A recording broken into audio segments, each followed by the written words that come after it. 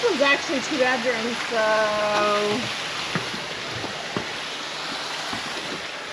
I'm gonna say not a whole lot of closet space. Probably a little hanging there and there, but that's it. A little bit tight. A little bit tight. But for the size.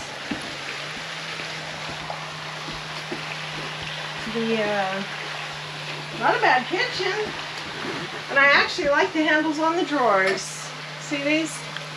I've not seen any like that. I like those. Got plenty of tension. Ain't gonna come open going down the road. I want to find out where these are. I really like those. Very low profile, and you're not gonna bonk yourself on them. So, got a nice sofa and your fold-out TV. Dude, I really like these handles. I'm gonna have to track them down. I know, I get excited over really weird stuff. She does.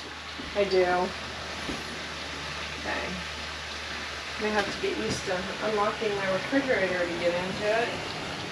They're not bad size, especially just for the 2 of us, so it, oh my gosh. Sorry guys, it's hot. It's really hot.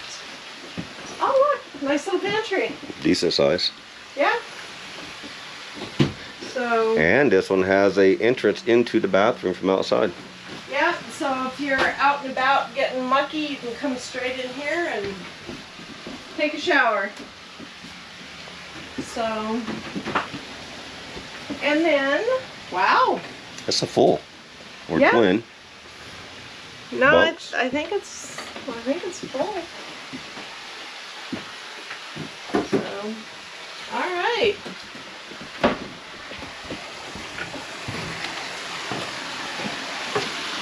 And this is the MPG Ultra Light. $38,000. Was $55,295. Nice little pass through.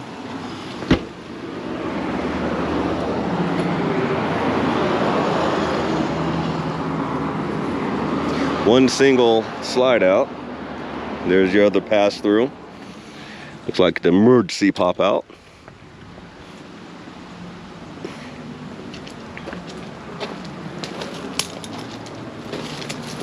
Oh, this is a really nice and large,